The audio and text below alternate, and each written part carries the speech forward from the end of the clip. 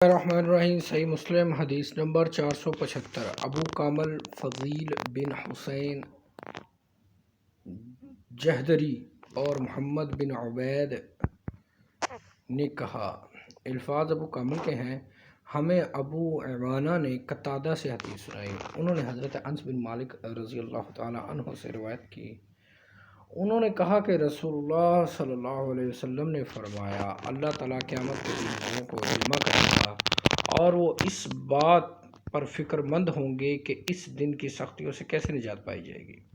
ابن عبید نے کہا کہ ان کے دلوں میں یہ بات ڈالی جائے گی اور وہ کہیں گے، اگر ہم اپنے رب کے حضور کوئی سفارش لائیں تاکہ وہ ہمیں اس جگہ کی سختیوں سے راحت عطا کر دے۔ آپ نے فرمایا، چنانچہ وہ آدم علیہ السلام کے پاس آئیں گے اور کہیں گے، آپ آدم ہیں، تمام مخلوق کے والد ہیں، اللہ تعالیٰ نے آپ کو اپنے ہاتھ سے پیدا کیا، آپ میں اپنی روح پھونکی اور فرشتوں کو حکم دیا تو انہوں نے آپ کو سجدہ کیا، آپ ہمارے لیے اپنے رب کے حضور سفارش فرمائیں کہ وہ ہمیں اس اذیت ناک جگہ سے راحت دے۔ وہ جواب دیں گے، میں اس مقام پر نہیں۔ پھر وہ اپنی غلطی کو جو ان سے ہو گئی تھی یاد کر کے اس کی وجہ سے اپنے رب سے شرمندگی محسوس کریں گے اور کہیں گے، لیکن تم نوح علیہ السلام کے پاس جاؤ،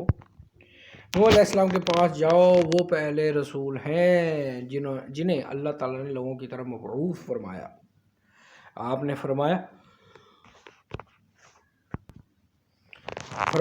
تو اس پر لوگ نوح علیہ السلام کے پاس جائیں گے اور کہیں گے، یہ میرا مقام نہیں، اور وہ اپنی غلطی کو جس کا ارتکاب ان سے ہو گیا تھا یاد کر کے اس پر اپنے رب سے شرمندگی محسوس کریں گے اور کہیں گے، لیکن تم ابراہیم علیہ السلام کے پاس جاؤ، جنہیں اللہ تعالیٰ نے اپنا خلیل خالص دوست بنایا۔ وہ ابراہیم علیہ السلام کے پاس جائیں گے اور کہیں گے، یہ میرا مقام نہیں، وہ اپنی غلطی کو یاد کریں گے جو ان سے سرزد ہو گئی تھی، یعنی وہ جو 3 جھوٹ بولے تھے،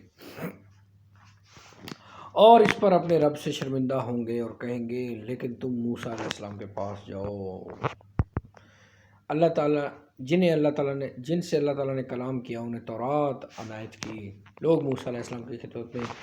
حاضر ہوں گے، وہ بھی کہیں گے، اس مقام پر نہیں، اور اپنی غلطی جو ان سے ہو گئی تھی، یعنی وہ قبطی ایک قتل ہو گیا تھا ان کے ہاتھ سے،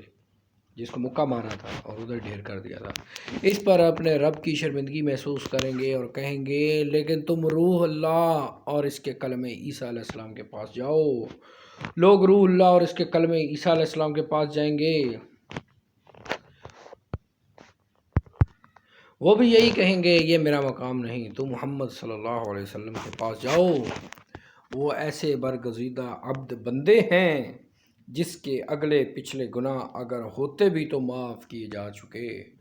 حضرت انس رضی اللہ تعالیٰ نے کہا، رسول اللہ صلی اللہ علیہ وسلم فرمایا، پھر وہ میرے پاس آئیں گے، میں اپنے رب کے پاس حاضری کی اجازت چاہوں گا، مجھے اجازت دی جائے گی، اسے دیکھتے ہی میں سجدے میں گر جاؤں گا، جب تک اللہ چاہے گا مجھے اس حالت سجدہ میں رہنے دے گا۔ پھر کہا جائے گا، اے محمد صلی اللہ علیہ وسلم، اپنا سر اٹھائیے، کہیے، آپ کی بات سنی جائے گی، مانگیے، آپ کو دیا جائے گا، سفارش کیجیے، آپ کی سفارش قبول کی جائے گی۔ سبحان اللہ، کیا مقام ہے!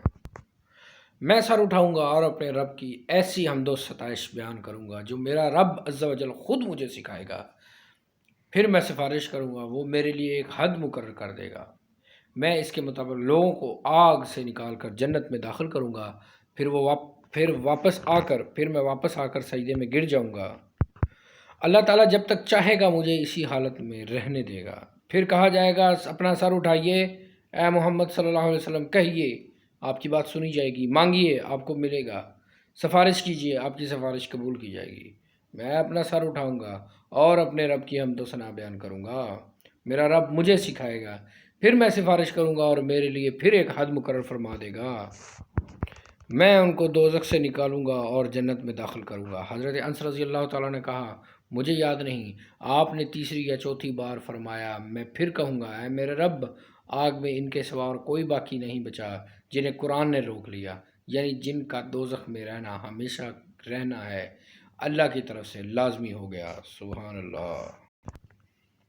475 صحیح مسلم حدیث نمبر 475۔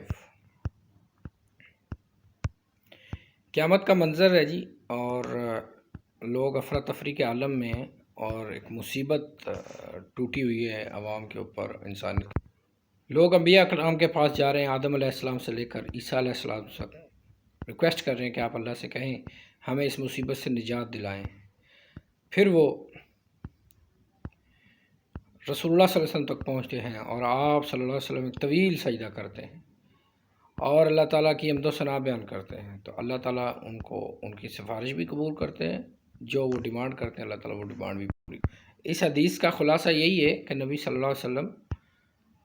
سفارش کریں گے، اور ایک جگہ اسی حدیث کو اس طرح بھی بیان کیا جاتا ہے کہ لوگوں کا حساب کتاب شروع کرنے کے لیے